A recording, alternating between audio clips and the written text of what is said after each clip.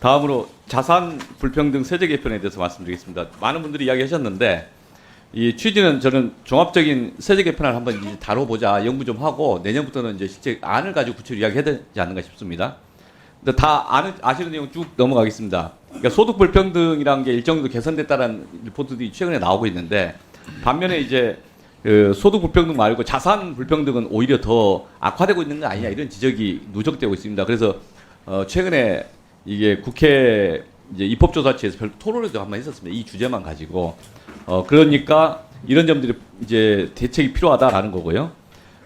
특히 이제 자산 양극화라고 하는 게 이제 10분위 해보면 더 확대되고 있다, 이런 리포트들이 네. 나오고 있는데, 그러면 이런 경우에 있어서 어떤 대책이 뭐냐인데, 입조처 지난번에 제가 질의 한번 한 것도 있었는데, 입조처 자료에 의하면은 오히려 자산에 관한 세수는 향후 5년간 변수를 보면은 전체 경상 성장률에 비춰봤을 때 총국세가 증가하지만 자산 세수는 증가하지 않고 있어요.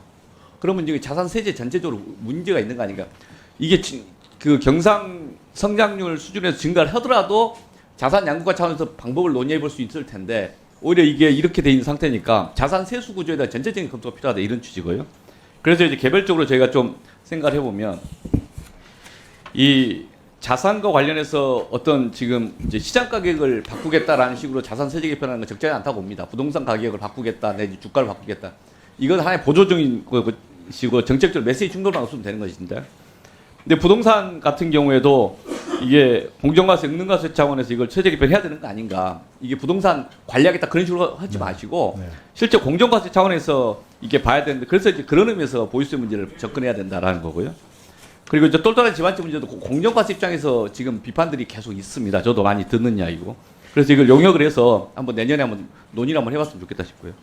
두 번째는 금융자산 세제 개편 문제인데, 지금 저희가 이거 쭉 논의하면서 고민하는 건 장기 투자, 분산 투자는 장려할 필요가 있다. 네. 공정과세 차원에서 세제 개편은 필요하다. 이 정도 문제식입니다.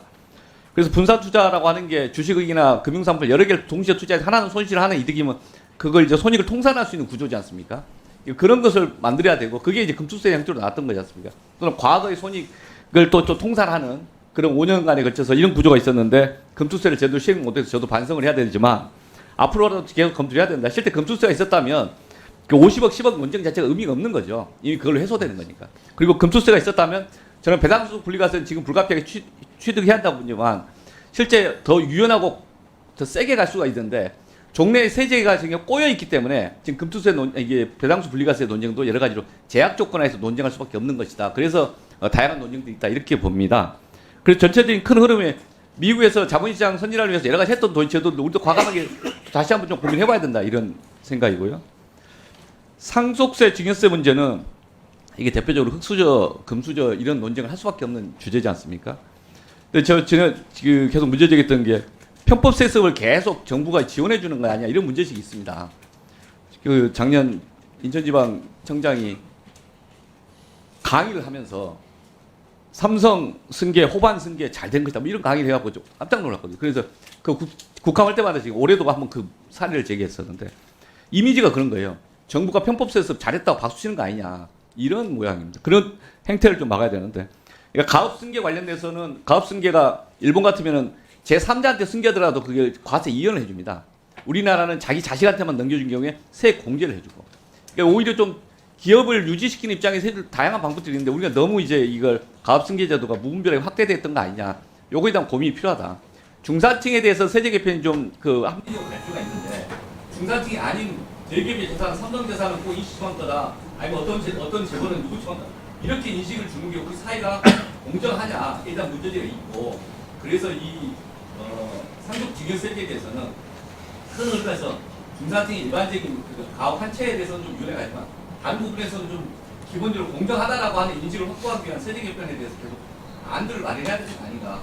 그래서 이걸 자산 세제 전반에 대해서 이 자산 양극화 해소를 위해서, 그래서 부동산에 관한 거, 그다음 그 금융 자산에 관한 거, 그리고 상속 관련 증여에 관한 것에 대해서 좀 올해 내년 상반기 때 더 좋은 다음에 그다음 안을 좀 진전시킬 수 있도록 한번 준비를 해주면 어떨까요? 예, 의원님, 지금 사실은 이제 자산의 어떤 불평등 심화 이런 문제가 지금 사회에 문제가 되고 있습니다. 그래서 이게 뭐 비단 세제뿐만이 아니고 세대 간의 뭐 그런 이렇게 나타나는 사회적 현상이라든지 이걸 가지고 뭐 재정 정책을 어떻게 할 것이냐, 세제 정책을 그다음 전반적으로 좀 봐야 되는데 의원님 주신 사항에 대해서 저희 세제실장하고 좀 상의를 해서 좀 미리미리 좀 작업을 해서 뭐 실행하는 거는 또 여러 가지 또 국민의 공감대나 이런 걸 또 마련해야 될 것 같아서 하여튼 준비는 좀 연구기관들하고 좀 해보도록 하겠습니다.